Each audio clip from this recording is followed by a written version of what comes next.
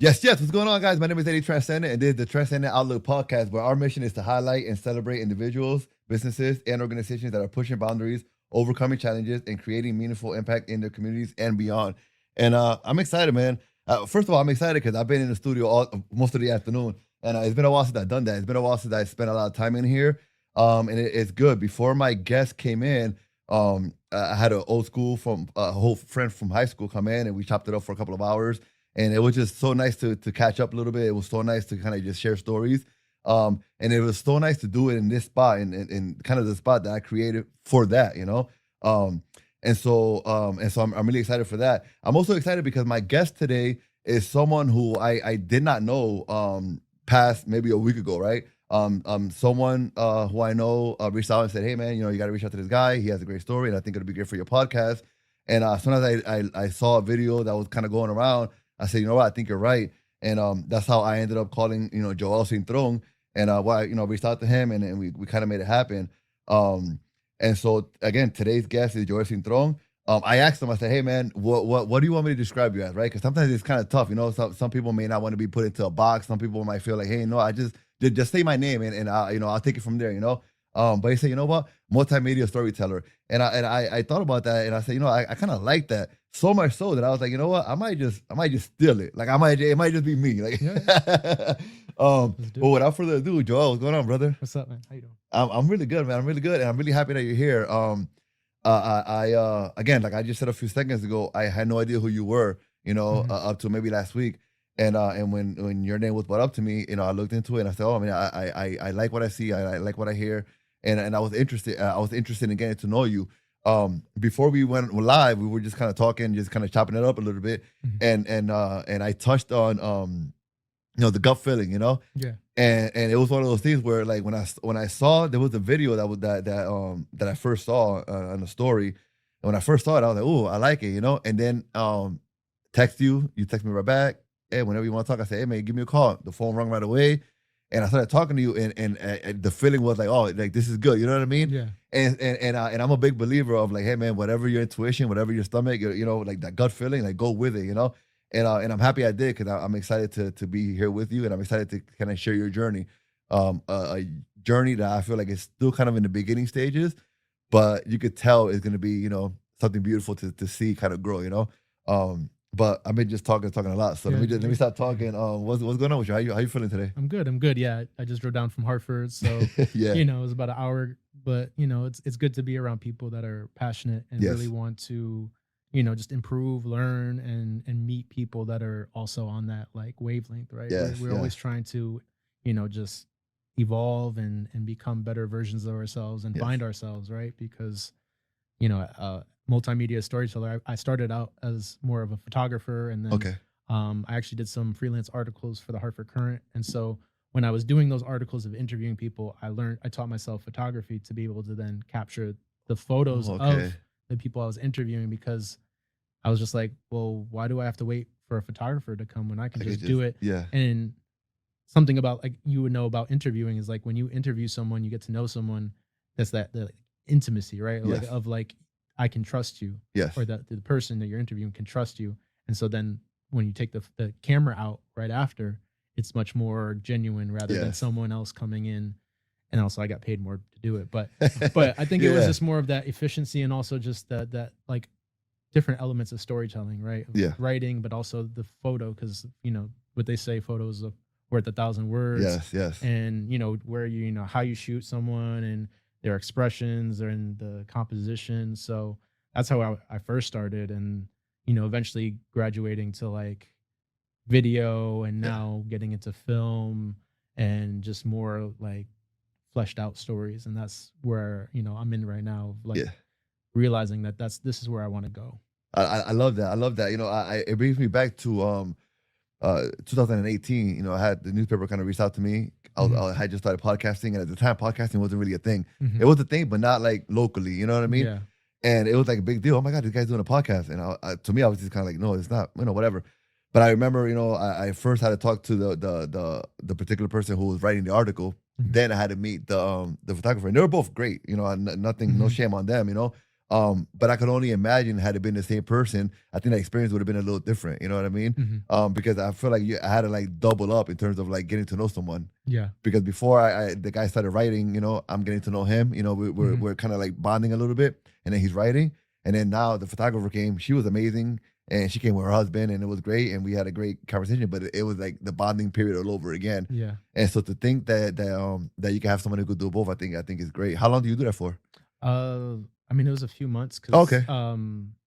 It's freelance, and then Yeah. it was for the Hartford Current, and then the Hartford Current ended up getting bought out by. Oh, okay. And then they kind of started cutting and stuff like that. But it was a great experience to, tell stories. But then really, that's how I got into photography, and then from there became, commercial photographer, doing events, doing portraits, live music, stuff like that. So really just opened that door into photography, and then now I'm kind of going to more doors. So. Did you find yourself when you were doing photography? Did you find yourself really like becoming super what's the word?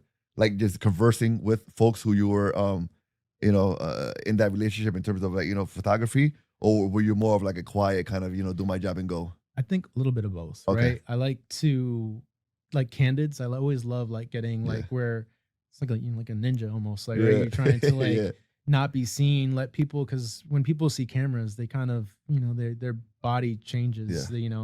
It's easier with a camera, like a phone, camera from the phone, but when you see a lens, and sometimes the lens is huge, it's intimidating. You're like, well, people, and I get that even now, when I'm doing events or just certain things. And so there's where I will obviously get those kind of intimate moments where I just see them candidly, and they're talking to other people, they're doing something, not paying attention, but capturing them in their essence. And then there's other times where you kind of have to be a little bit friendly. And if the person, like again, I do some events where I know the people, and then they're familiar, so then it's easier to get them out. But then if not, then just being outgoing, or just kind of just being personal, and just getting that from them. So no, definitely. It's both. It's like it's kind of as you said, the gut feeling. You gotta and then just being warm, and hey, if they like, kind of will stand on, okay, well what, I'll let you go, and then I'll go to someone else, because again, cameras are intimidating. People, we're self-conscious at we all are. No matter what anyone might tell you, we all are a little bit self-conscious, and so it's just about reading the temperature, and then also and that's why I like candids more, because I'll capture someone in their essence. They'll look great too, but they won't notice I'm there, because then when they see me, then they start to it's that I'm uncomfortable, and then that comes out in the photo, and again, no disrespect, but, of course, but it's just that's what I've learned as I keep going with it's part of the whole thing. I know for me, there's plenty of times where I've had somebody sit in front of me, whether it's here in my old studio, and they're intimidated because they see the cameras, but I never, well, not never, but I've always, it's always been the case that by the time we ended, the person forgot the cameras were even there, because once you start getting into conversation and they feel comfortable, you forget that that it's even there, And so I think that that was probably part of your job too, to kind of get people to feel comfortable and kind of forget that the camera was even though it was a big old lens, kind of forget that it was there, Exactly, and that's what you like, having conversations, kind of just getting where even with like headshots or portraits, again, I'm snapping, I'm doing this, but we just try to keep it light, or I'll put some music on, or ask them certain questions, and not like just saying to smile, but like getting them to laugh, making just saying something that either gets them to think about something that they thought was funny, I don't know, something that happened to them, or saying a joke, and then getting them just getting people comfortable. And that's I think even more so than actually taking the photos, the human aspect. And I've done a bunch of customer service jobs. That's my first job was at JCPenney. When, like, literally the day after I turned 16, my mom was like, yeah, you're getting a job. And that was my first job. And love it. And so customer service, you learn of just like how to talk to people, how to treat people, how to get them, especially when you have like customers that are upset, right? How to disarm them. So that kind of goes into the same vein of like photography and working with people. I love that.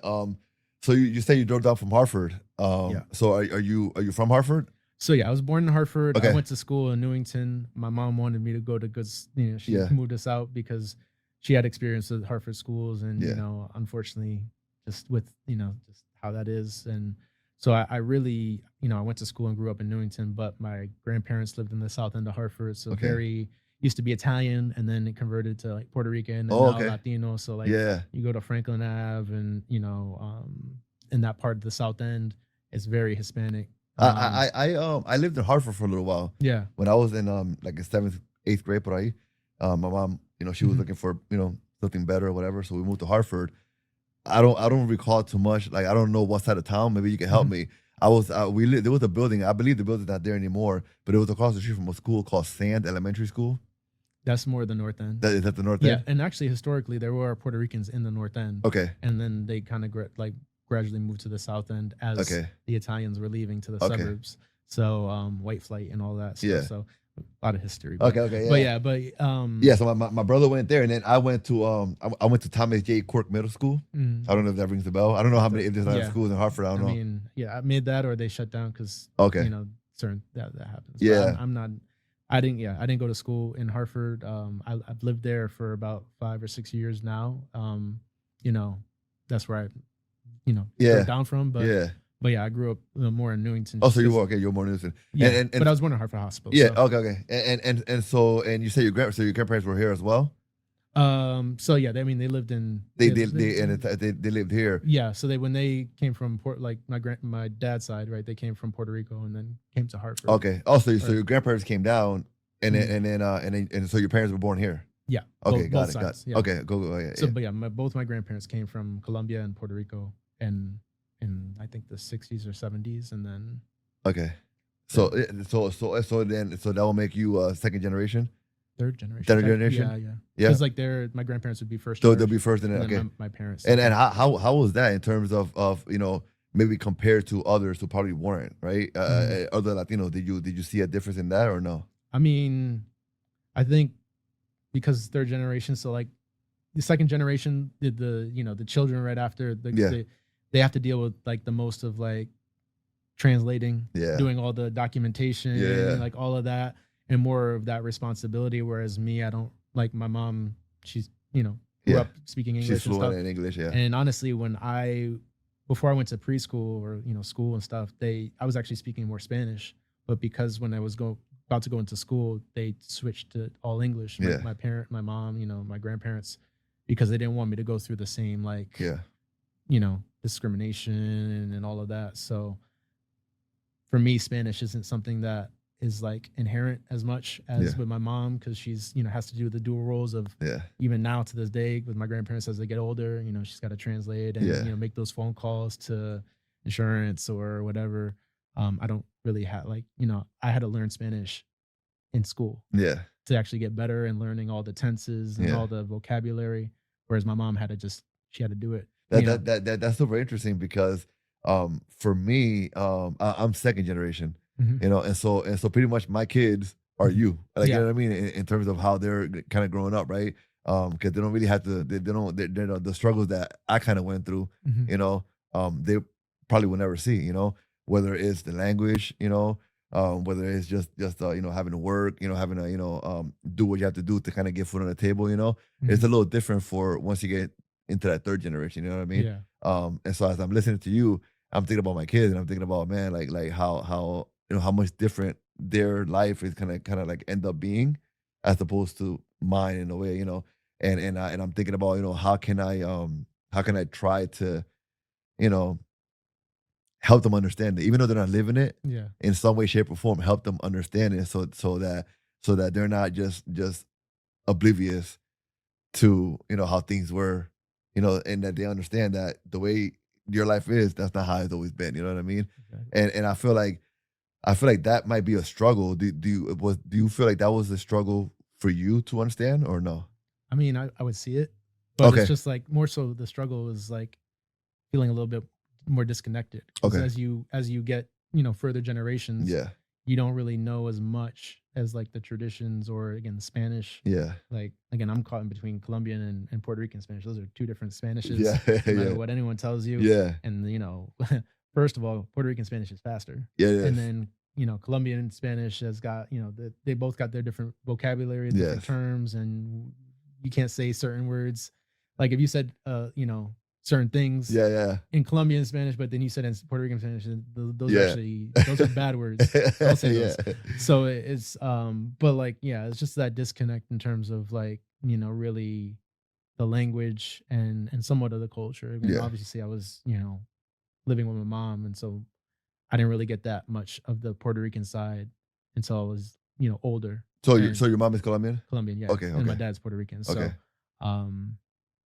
kind of just really like I'm starting to learn it, or just getting more in like versed in todo, Yeah. Puertorriqueño. And Did you feel, or do you feel more pulled one way or the other? I think now I'm trying to like get in even it out. equal Okay. it out. Okay. I mean, when I was younger, I was more, I would say more Colombian because again, with my mom, and Yeah.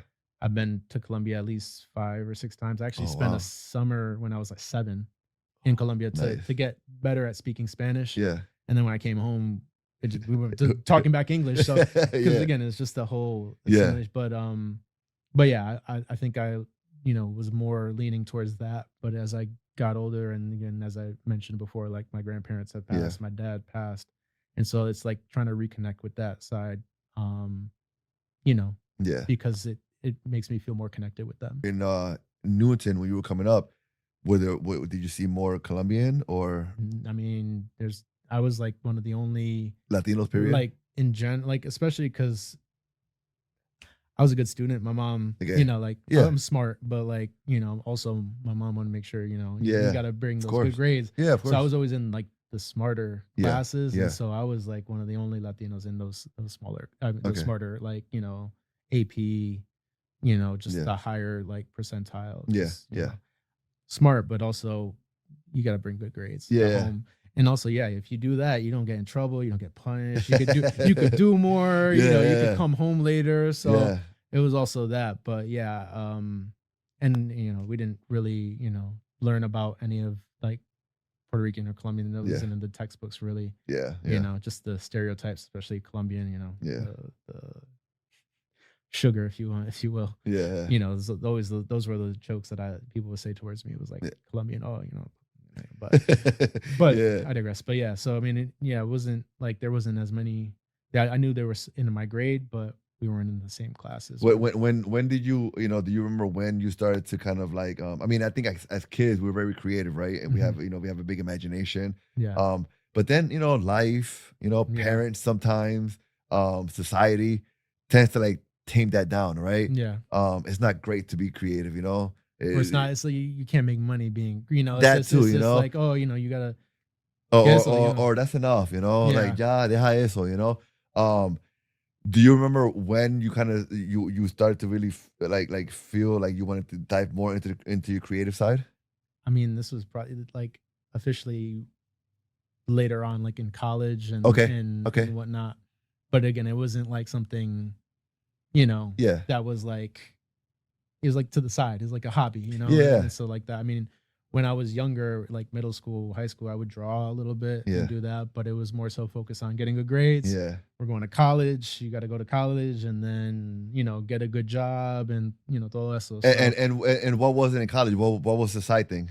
Poetry, actually. Really? There was a poetic release class. Like I studied abroad in Paris, and so took some art history courses. Like we would actually go to the Louvre, we go to like the museums in Paris, and like Paris in general is like a very like just romantic, and like there's street like graffiti and there's art, and so like it was like starting to like really get me back into like the just creative, like being able to express yourself through different art forms and stuff like that. And then when I came back, it was like a poetic release class, or not class, but a club, and so like I just got involved with that.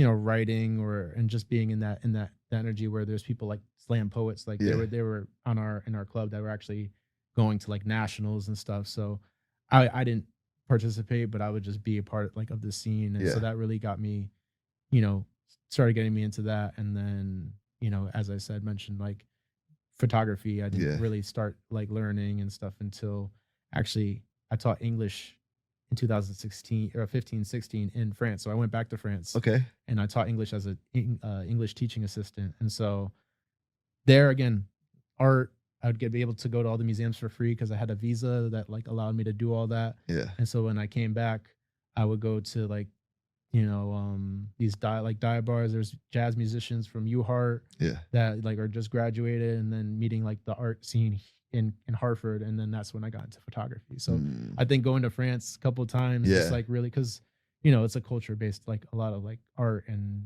like romantic and all that type of thing. So I think it was like a catalyst for me. Yeah. I mean, and obviously, I mean, at this point, you know, this is after college, right? So, you're like about what age? Like 26, okay, 27. So as a 26, 27-year-old, what's mom saying? I mean, at that point it was a hobby, but when like I was working at like Goodwin University, I was doing like, you know, billing, like, you know, bursar's office. So, you know, when people are, you know, got to pay for college, I did that for 3.5 years, where like towards the end of that, I was like, I started doing those, you know, those freelance gigs for the Harvard Current. I'm like, this is doing more for me. I'm not at a desk. I'm actually teaching myself. I'm doing invoices. I'm working at my job, and I'm watching YouTube about how to learning photography, and then going out on my breaks with. I taught myself on a film camera, so not even digital. I just film. So I would take, you know, photos on my breaks, and then also just, you know, on the weekends, and, you know, having it developed and starting to see like how, you know, I'm progressing. And so once I like told her, you know, like a year later, I'm like, yeah, I want to just become a freelancer. She was like freaked out, because, you know, it's like it's a risk, and it's like, you know, of course, as we said that, but prior to getting to the point of like saying mommy or whatever, I don't know what you call your mom, but, you know, prior to getting there, was there like not a fear as in like you're scared, but was there like a fear of like this is not gonna be good? Not necessarily. It was more so like, ito seguro, you know, your health insurance, you know, all these like other questions. And it's just like, for me, it was like, I hate this job.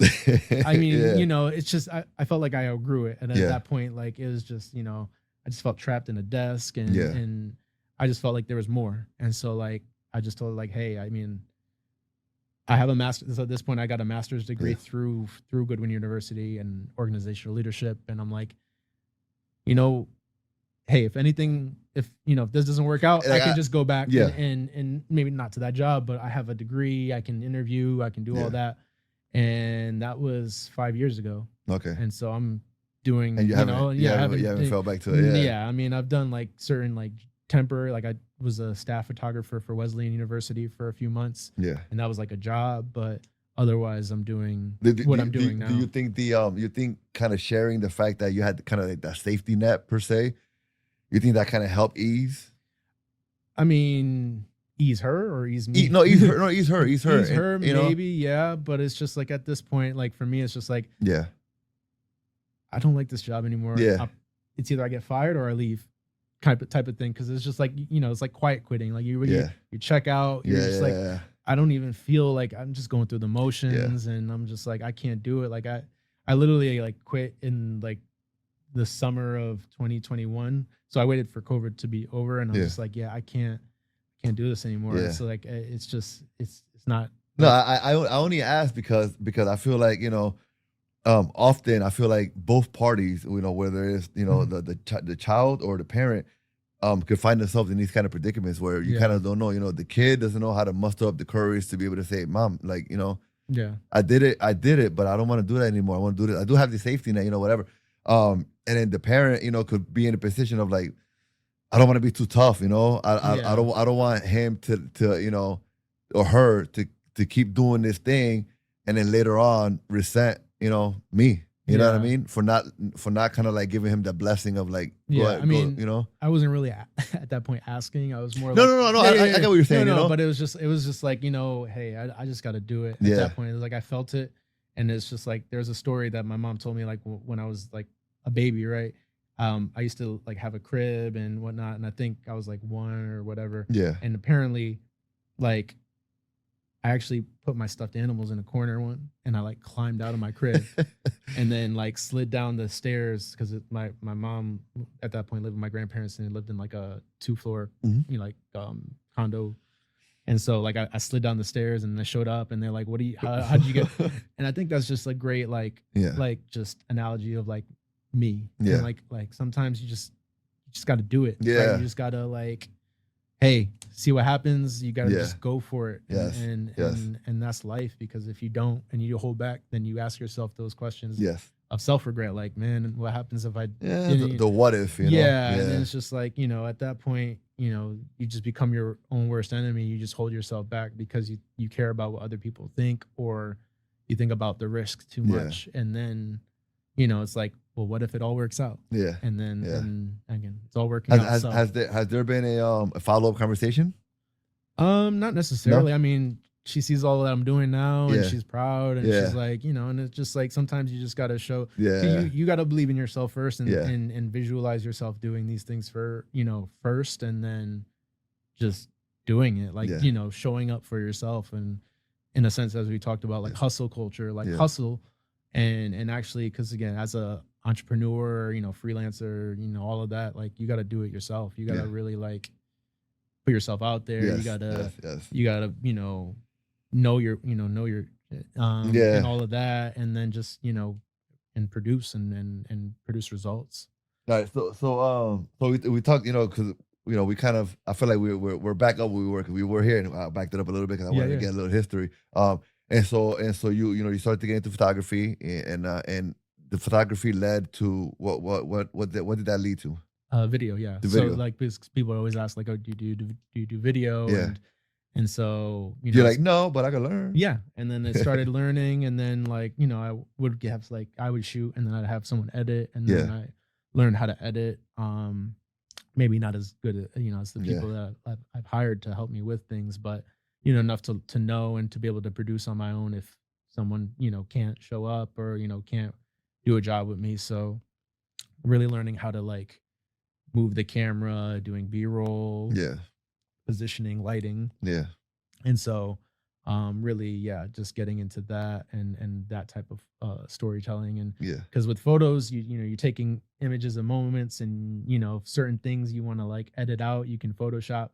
With video, you can't really do that. It's, you got to make sure this what you're capturing is the scene, the everything, the where everything's placed is really, you get more intentional. You got to really pay attention. So learning that on top of just how to shoot, what file, like 4K, what's the bit rate, all these technical things, and audio, and not to clip, and and so like as you taught yourself, so it's just like again, even just where I know a basic amount, so that way when I work with people, I at least know how to communicate those type of things. Have you produced any work yet, or so like any film?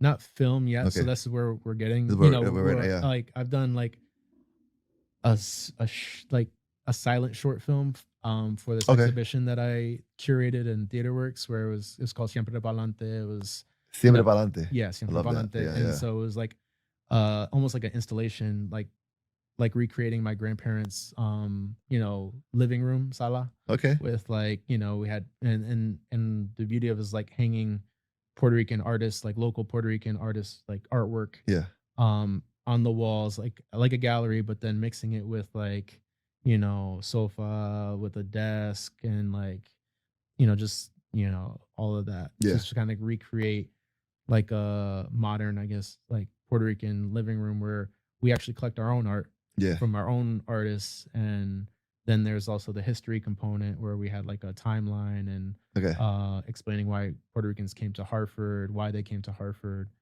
And then so I shot, or I wrote the storyboard for this like short film. It's like these two, muchacha and muchacho, like they go into this exhibition, and the music starts playing, and they start salsa dancing in the middle of the installation. And so it was like, I wrote the storyboard for that. I had someone, shoot that based on the storyboard, and then we created. So that would technically be my first short. Okay. Not really dialogue. It's more so like a silent. Yeah. With heck level and Yeah. all of that. But and now we're going into like actual screenplay with written, rules, dialogue, and is there anywhere where we can find us Siempre Palante? Yeah, there's YouTube or on my Instagram. I can send you the send it to me. I would love to and then link it down in the description. Of course. And so, really just finding new ways to tell these stories and like just conveying emotions and tying it to culture and things that we're how was the well, first of all, how long is it? It's like 2 minutes or like a little bit less, and it was just again like based on like again trying to kind of they're dancing in present time, and then we flip to like old school where they have the dress, and then we did like a little spotlight in to create more of like an intimate thing. So it was like really trying to connect the present day with the past, and again that's also that whole thing of like me with Siempre Palante, the exhibition. I also had family photos that I hung up like of my aunt, my dad, my uncle, like as young, like the school pictures, and then pictures of my grandparents together when they were younger. So it was like like almost like a memorial like of them. So just being able to do that with the short film, trying to like communicate that of like going to the past when they were still alive in a way. That. How was talk to me a little bit about the feeling when that was over, not over, but when you kind of like when you got the final product, I mean it's 2 minutes, but those 2 minutes probably took hours. They to put together, so right? It was like I created the storyboard, and so my friend who shot it, like even he was like proud of it, like because again it's something that's really thought out, and like when you have, especially when as someone who's directing and editing, like when you have something to already go off, it makes it easier to like we know what shots we're gonna get, we know what we're gonna do, and so just the end product was it was beautiful, and it was like again really communicating like what we wanted to accomplish of like connecting the past to the present and honoring the people that were in that exhibition. Did it in any way kind of fire you up for like what's next? Like, you know what I mean? Or I mean, it was at that point to just the exhibition and just putting that all together. It's a lot of work, and so but it was like a really beautiful opportunity to again just honor my Puerto Rican side, and just really show what's possible, like raising funding through different grants that I applied to, and then being able to have an opening reception where I could pay Salsa Bomba band, pay the dancers to be in the short film, and also to dance at the opening reception. Nice. And having Puerto Rican poets also, so it was just a really cool way to just really put ourselves in spaces that we don't really always exist in, because that where I had the exhibition was Theater Works Hartford, and it's more of it's a theater play, and when you think of plays, you think about white people go to plays, and so we're putting ourselves in a place that we don't normally belong. And again, I would also put that there so that I could show what we're about, what we can do, and hopefully what we be able to do in the future. No, and I got that when we spoke on the phone a few days ago, as well as when we spoke here, before the cameras were on, I you're explaining to me, things that I don't know in terms of, the lack of, right, of Puerto Ricans, in film and on the screen, right? And I can see the passion. I can see where you really like, it's something that you really want to like bring the change to, right? And I wonder, where does that come from? Where does that passion come from to really, because let's be honest, there's a lot of things in our community that we don't like, right? And there's a lot of things that we complain about, and we're great at that. We're really good at just complaining and saying, no me gusta, or that's not good, or mira ese como lo hace eso, aquella, el otro. We're really good at complaining. And we're not that great at just like, just shutting our mouths and just putting in the work, where does your passion come from? Where does the passion come from to kind of say, I'm not gonna just talk. I'm gonna do something about it. I think it's just like being able to connect with, like, again, the family members that I've lost, and also just because again, we weren't taught this in school. We weren't, we weren't, taught about like Operation Bootstrap, why Puerto Ricans came to the United States in the 50s, because it was easier to send Puerto Rican, because we're part of the United States. We don't need visas. They need workers in the tobacco fields, the textile mills. So boom, we're gonna take them from the island. Or, you get better life, better jobs, and then you work for pennies and for a better life, because there was also no real jobs in Puerto Rico, because we could do the whole thing. United States, sugarcane, military testing and all of that. And so actually my background, so I went to school originally for history for at UConn. So I went to UConn. Yeah. And then I switched to international relations, which is like history, political science, economics. And so right now, it's like what I'm able to do is combine what I learned, like, all the facts and stuff. And then how do we make that creative? How do we make that to where we can teach it to putting on the screen where it's digestible. So that way, again, future generations, you talk about your son, you talk about, my potential kids, well, they can see these type of stories and then connect. And then, we're not giving them the whole, like, the whole book, right? Yeah. But we're giving them the pieces that then they can go and research that and then learn about themselves more. So, we don't talk about Tainos. We don't talk, like, it's not taught to us. We have to teach ourselves, or hopefully there's community organizations that can help. But film and TV, I think, is like the most accessible way to do that, because it's just, especially if you do it, right, and you do it well, is that can just bridge the gap so much easier, because it's so much more digestible, and everything is visual now, Instagram, TikTok. And so how do we do that in ways that is able to reach more people, especially our people, especially when we got short attention spans and, we don't really want to read a whole book about the, just, sometimes we don't have time for that. Yeah. And so again, movies, TV, even shorts, they can really bridge that gap for us. Yeah, no, definitely. And I feel like I've been seeing a lot more of that too, online, which is great. Because like you said, this is not something that they teach us in school. And unfortunately, the education, I didn't get this from my parents either, I mean, I'll be willing to even, say that I'm sure my mom doesn't know a lot about this stuff either herself, and she was born in Puerto Rico, you know what I mean? Yeah.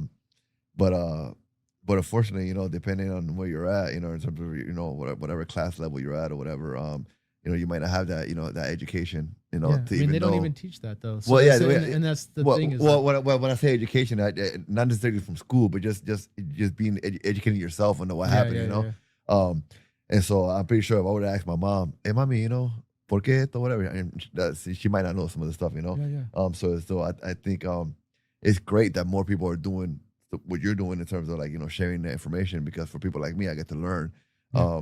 And I think it's good. I think it's good because I feel like sometimes, and this may or may not be taken lightly by some people who may hear this, but I'm about to say, but I feel like sometimes we're really good at pride. We're really good at like Boricua. We're really good at like praise. We're really good at like hey, Bad Bunny. Hey. We're really good at that, man. But I feel like we're not great at like talking about the others, you know what I mean, and sharing about the other, and I know, and I get that perhaps it's because it's not that fun to talk about, it's not that exciting, it's not gonna sell tickets, I guess you could say, but I feel like we need it. We need to know about our history. We need to understand how it is that we got here, so that we can keep that alive. And we can keep teaching, the like our kids and all those who come after us. And so, that's why I love what you're doing, and I love, everybody else who's doing that kind of work, because it helps me learn things that I have no idea about. And so I feel like now we're in the present day in terms of your history and everything. And so talk to me about what you're working on today. So let me see right here. It's CAPICU. It's a short film that I wrote over the winter. By the way, are the shirts available? They will be available. Oh, I'm actually okay. meeting with. I was just messing around. No. I'm meeting with the graphic designer on Saturday. Let's go. We're gonna do a pre-order that will run, so that way we get the pre-orders for a certain time, and then we can start, shipping them out. Yeah. And there might be more designs and more. We might do some basketball and like jerseys. Jerseys, yeah, and baseball jerseys. Yeah. Puerto Ricans, we play basketball and we do baseball. We do. We got to honor both sides, and also because hace calor. Yes. Well, put me down for 4. I want 4. Yeah. Yes. So, I want 4. And so we got this design, and then this particular is that I want 4. Yeah, and I really like it because como parece un domino, because dominoes. Yeah. It's not white. It's almost like an off white. Like an ivory-ish. Yeah. And honestly, I just like the color. My mom was Colombian. She's like, oh, I like it because it looks like. I'm like, I didn't even think about that. Yeah. Because when. Got multiple things with creating this, but I wrote the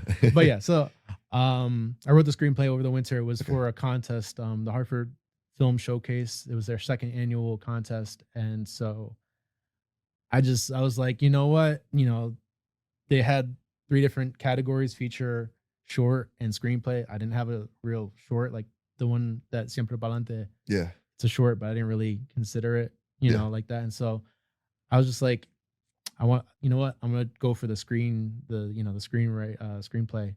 and where I live, it's above a coffee shop, but there's like an alley, and it leads into like this like patio, but it's enclosed, and so I just had this like, I like the just how that looks, and it's like all brick, it's like old historical, and so I was like, I like that, and then I really want to write a story about dominoes. I just it's one of my favorite, para jugar. And, again, there's so many different, like, Caribbean countries and, people, they play dominoes, they play it differently. Jamaicans play it different from us. And there's different. There's variations and, point systems. And so when I was talking to Jamaicans, like, oh, yeah, we play like, the person across from us, because we're so used to it, right? Yeah. We're used to playing like that. So, they don't know that. I played with Jamaicans and everyone's all for themselves. And I'm like, man, I like it when we play. I like when people making people knock, right? You get some points. Yeah. And so I basically fused those two of like the location and then the subject, and then finding a story to create where it's these 2 brothers that are in this high stake dominoes game in this back alley port, situation where they have to, it's basically for like survival. Their grandfather owes debt, and they're going to play to kind of get out of that debt. Okay. And all the family things that they're going through, grandmother's sick, all these things. And so like real life kind of responsibilities and, all of that, and just really creating this narrative about that, where we explain the game of dominoes and how they use certain tactics or just like the strategy of the game in real life to overcome. So I love that. That's I love that. Where we're. That's what the script's about, and I won best short screenplay with that script that I wrote for that. That's amazing. Hartford Showcase, and now, like when I won that, I was like, oh, now I gotta make it happen. Like they gave me, award money for it, and now, we shot a pitch video that we just released. I showed you the concept, the proof of concept. We just, submitted to the Sofia Coppola Short Film Fund.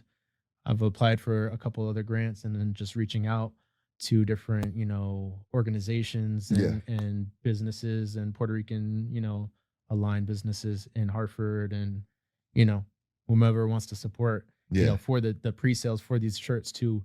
A portion of that will go towards the film in whatever capacity, because what people don't know about film is, right, you gotta pay, person working the camera, there's producers, there's the lighting, audio, people who are working in the production team of like, just moving things around. There's a whole team behind it. There's the team, but then we got to feed obviously the cast, then you got to feed everyone. If you're doing shoots for like 8 to 10 hours, maybe 12, that's like 2 meals at least. And then if you fly anyone in, you got to pay for the flight. You got to pay for the hotel if you can't get it like sponsored or something.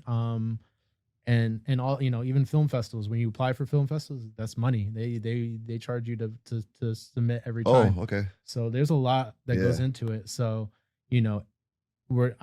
that's why we're just raising funds, and whatever, donations or whatever will help in some capacity to help Yeah. with some part of the film and whatever is possible. Yeah, and that's what I want to get to next. I wanted to kind of ask you, for anybody who's watching or listening to this interview, what could we do to help? Obviously, donating And sharing, and because again, it's if again, I know things are tight. It's yeah, of course, everyone wants to go out, and trust me, yeah, the same way. But you never know who might see it and be like, wow, I really want, yeah, you never know who knows who, and exactly. and hey, even again, if you share it and there's an actor that sees this and it's like, man, I want to be a part of that too. Yeah, no, definitely. And I mean, listen, I'm just regular old Eddie from Bridgeport, but sharing it is what got you, that's what exactly. got us together. And you know that's what I mean? the beauty of like social media, because you never know who might see it, and then that just boom clicks on a switch, and it just leads to more connections. And again, this is just the beginning for me. This is where this is just a short film that kind of gets in the door.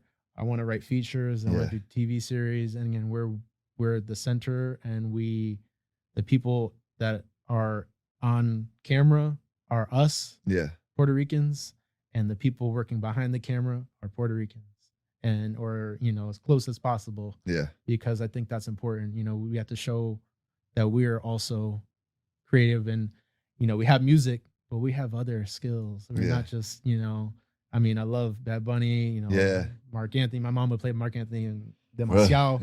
And I have to Hector, but we have more than just the music. I love salsa. That's something that was born in Puerto Rico and all that. Exactly.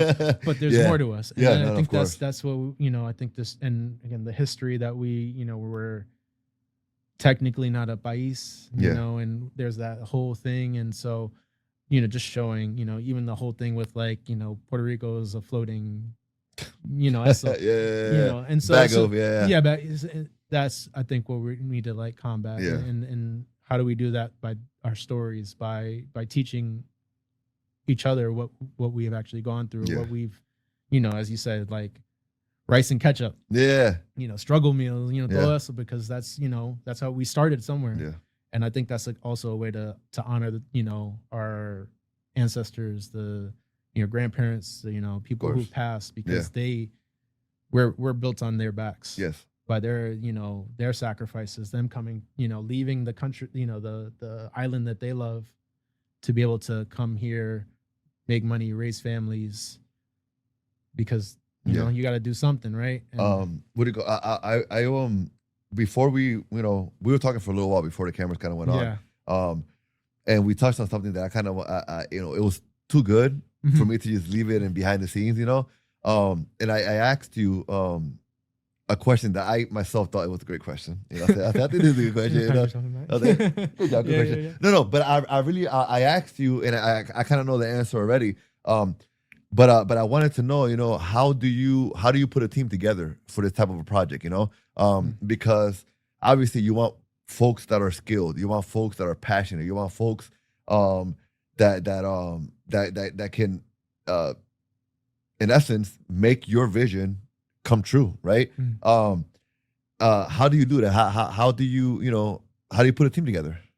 I mean, just identify, I've seen their work, as you said, their skills, but again, for me I have to sell them on the thing that I'm doing, right? Okay. And so that's where the script really came into play. Okay. First, of getting them on board, because what I've learned is if the script isn't good, then it's not the same. So for me, is like really making sure the story like was as beautifully written as possible, and like had the lessons, and had like really connected to the culture first, because I've already identified, I know people, I've worked with people in the creative community in Hartford enough to be like, hey, I not think him, boom.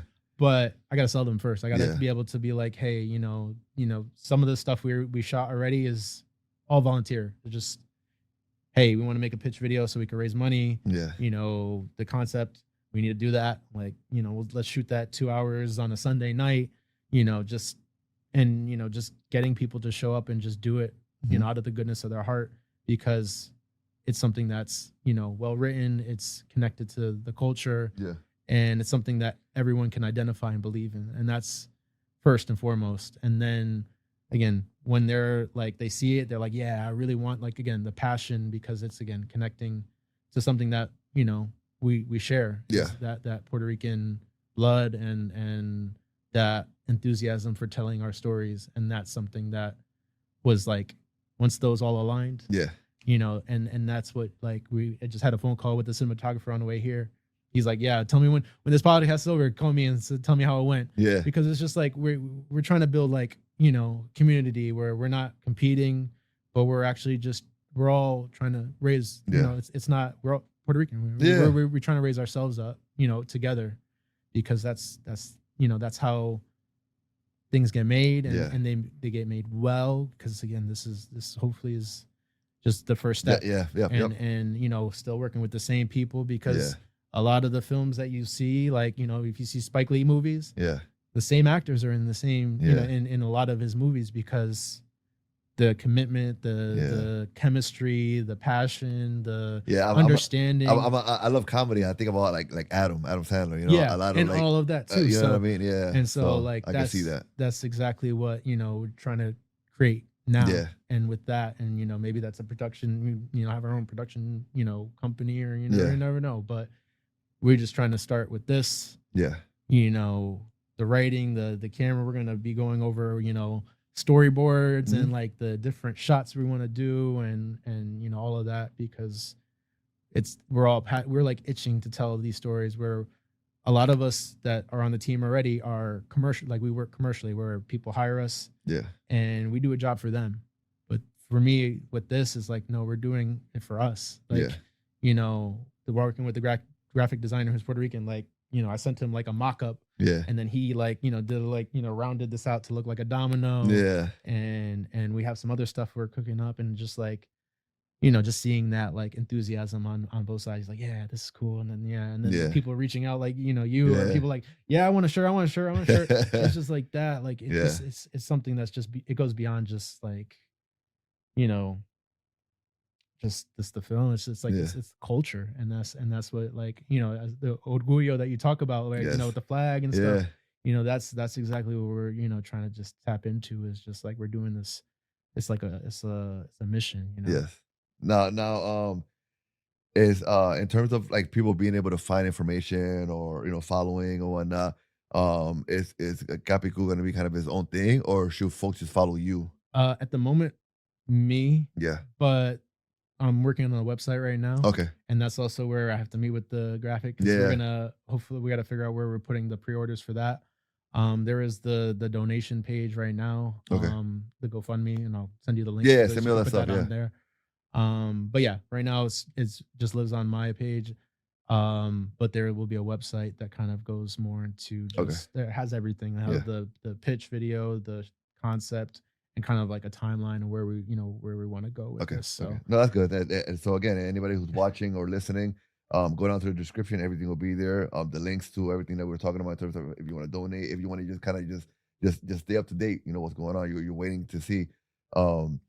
Maybe at some point you want to go up to Hartford, and you know, when this thing comes alive, you want to go up and watch. You know, all the stuff will be all in the description. You'll be able to see it there. You know, I was, as you're talking, I'm thinking, like, you know, I'm listening here, and I'm thinking over here, you know, because I feel like, you know, you know, everything happens for a reason. I know it's a cliche, but you know, it is what it is, you know. It really does, though. And you're right. You know, and it's like, you know, it's funny because like there's like a full circle moment that we reached a little while ago, in which is you said, you know, my studies, you know, are now connecting with my passion, you know. And it's like, man, mom pushed me. Mom was pushing me, and she made sure I went to the best schools, and she made sure that I was getting, you know, I was on my P's and Q's and dotting all my I's and making sure I was doing. And perhaps it wasn't as easy sometimes, right? Because I could see how having, you know, a demanding parent like that could be a little bit like, oh my God, you know, overwhelming. Maybe not, you know, at times. But it's amazing because, you know, her kind of, you know, her work to get you to, you know, to that place, and in your courage of saying, hey, I want to do that. Now meet in the middle, and it's like it worked out. Like, you know what I mean? Yeah. It's like maybe there was in the middle there was some fear from either which side of like, oh, I just want my son to be good. I want him to be able to pay his bills. I want him to be successful, And for you, oh, I just want to be able to do things that I love. I want to be able to not have to, be stuck in the cubicle type of lifestyle. But now it kind of like all comes together. Mm-hmm. And when it comes together, it's gonna impact like more than just you and her. Like, you know what I mean? This is what's going on in my mind, and that's what it, like, man, I tell the story to everyone. Like when I was like in like elementary, middle school, she would check my homework. Yeah.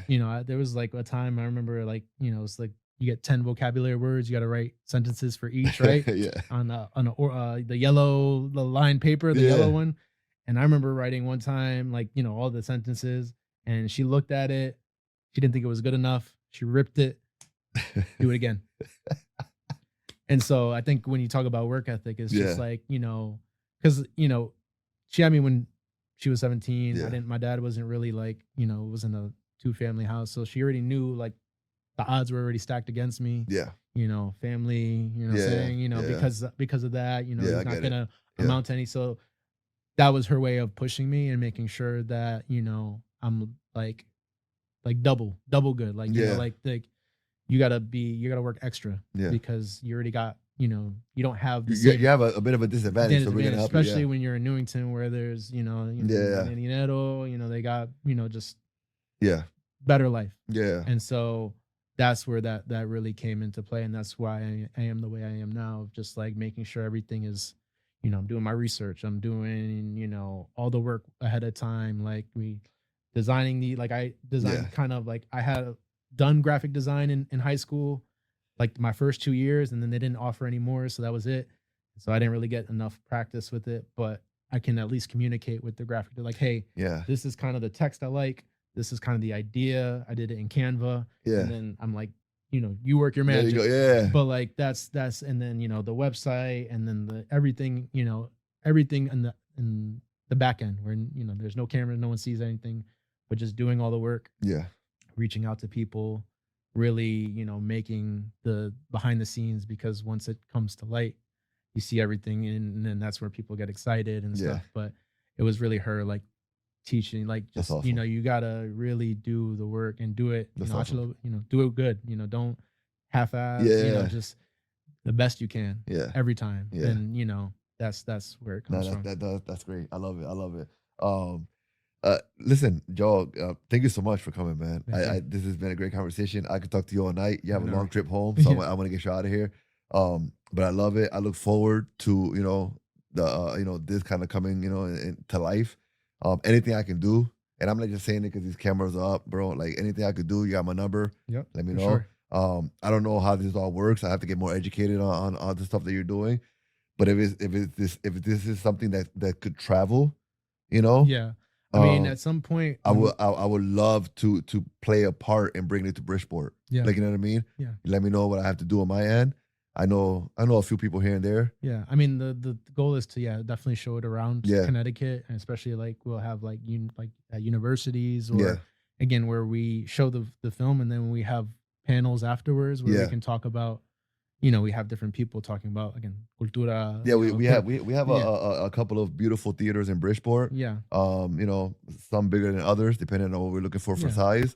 I would love to play a role. No, of course. And I'm definitely. So as soon as that time comes, oh yeah, you hit me up and say, hey, let's make it happen, and I'll definitely do what I have to do on my end. I think that would be beautiful. Again, there's so many Puerto Ricans in the area. Yeah, definitely. And in Connecticut, so I think we need to connect with each other more. Definitely. Not operate just in the cities. Yes, but, I think it's something that, again.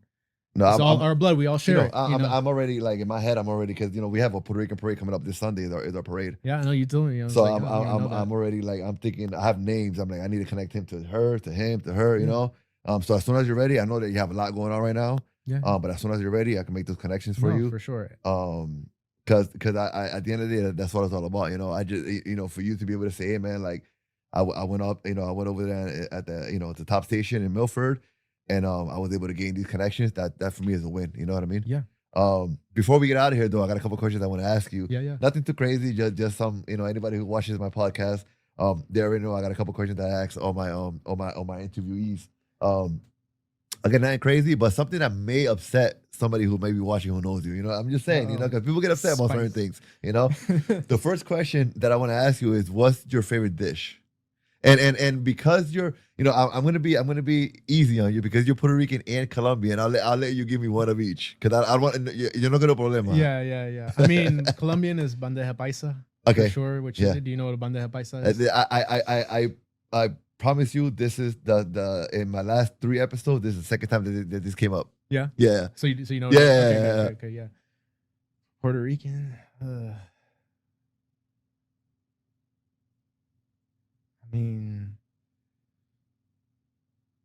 I just love pastelitos. Like I love the pastel, like you know, the pizza, the carne. I don't know, just something. Yeah. Honestly though, I do miss my abuela's avena. Oh, there you go. Yeah. Okay. I remember her just making it like and then singing. Yeah. And then like, but it's like the old like the tin looking. Like, I know exactly. Yeah. Like como si era de la isla. Yeah. So like that definitely right there is something that I do. I love that. I love that. I love that, man. You know why? Because you can definitely, and I'm sure I feel like you're very visual. You can definitely see the love in some avena. Yeah. Because man, when it comes, it's smooth. Like you just tell they put love into it. You know what I mean? That's beautiful. And it just warms you up too. Yeah. Literally. No, literally. Yeah. When you talk about pastelillos or whatever, you know, up in Newington, Hartford, you know, pick whichever one. Where's the best place to get them? I don't want to cause no problems between restaurants and whatnot. But if I'm in Hartford right now and I'm like, yo, I want your fritura. Damn, I mean, is there? Can you think of anywhere out there? It used to be Comereo, but they closed. Oh no. Okay. And so I really like. I mean, I don't really know. That's like, cool. Yeah, I gotta. That's cool. Actually, no. You know what? Go ahead. Yeah. Aquí me quedo. Aquí me quedo. That's the name of the place. Aquí me quedo. Oh, I like that. Yeah. There's 3 now. So there's 2 in Hartford, 1 in Newington where I went to. And that's a Puerto Rican. Yeah, that's Puerto Rican. Like that. Aquí me quedo. Yeah. Yeah. I'm gonna have to go check it out. And whenever you come down here, I'll show you. Have you been to Bridgeport? Not really, man. So when you come down to Bridgeport, we'll hit up a couple of spots. Okay. Yeah, some good pastelillos in Bridgeport. And the second and last question is, what's your favorite song at the moment? What are you listening to? If you could listen to one song right now on repeat on the way home, what would it be? Man. Yeah, you got a long trip. I know, right? What are you listening to right now? Honestly, I'll make it easy. I'll make it easy. What's your favorite? Easier? I think it's maybe easier. Yeah. What's your favorite genre of music? I mean, it's definitely rap. Rap? Yeah. Okay. Rap. But I've been getting into more. So actually, I'll plug this Puerto Rican band that's actually touring with Bad Bunny right now. Chewy. Okay. Chewy. Okay. And my favorite song from them is Tierra. Okay. So Tierra, listen to that. Yeah. It's actually a really that's. One day I want to use that in a movie. Really? Like I already have where I want to put that in the actual part of the movie. Yeah. But it's just like if you listen to it, it's just really powerful. And there's some really good band I'm gonna check it out on the way home. Tierra by Chewy. Chewy. Okay. So it's CHUWI. Yeah. I think I've seen it because I think he has. He came on the last album, right? Yeah. Vueltita. Yeah. And we actually met them at Mass Mocha. I met them at Mass Mocha. Yeah. That's awesome. So, and we had breakfast with them randomly. Yeah. Yeah. So that's super cool. It was a random, but yeah, the Tierra. That's. Just because you said it, favorite rapper? Kanye West. Kanye, really? Yeah. Love that, man. I mean, that's one another song I'm like listening. Like just some of his songs are just it's just really like. There was Don't Look Down, which was like part of the was it? I think My Dark Twisted. Like he had like songs that didn't make it that he like released. Yeah. And just like those, I really like just. I know he's got that controversy of what he says. Yeah, it is what it is. Yeah. But his self-confidence and then just the ability, his music that he makes is, I think, really something that I like inspired by. Yeah. Because, the story of him just like, be a producer and then car accident, but then becoming this like world famous rapper and then just like doing more than and I think he started out drawing too, actually. He started drawing first. Again, thank you so much for coming through. I really appreciate it. Again, if you're still watching, go down to the description. You'll be able to find all the information there, how you can get in contact with with him and get in contact with me as well. So if you don't know me, go down there and get in contact with me. If you haven't done so already, please make sure you do me a favor, hit the subscribe button, so that you can help me make some numbers, do something, man. I'm not doing great, man. Subscribe, yeah, comment. like, subscribe, do all that stuff. You know, I would really appreciate it. And thank you for your support. And don't forget, be transcendent.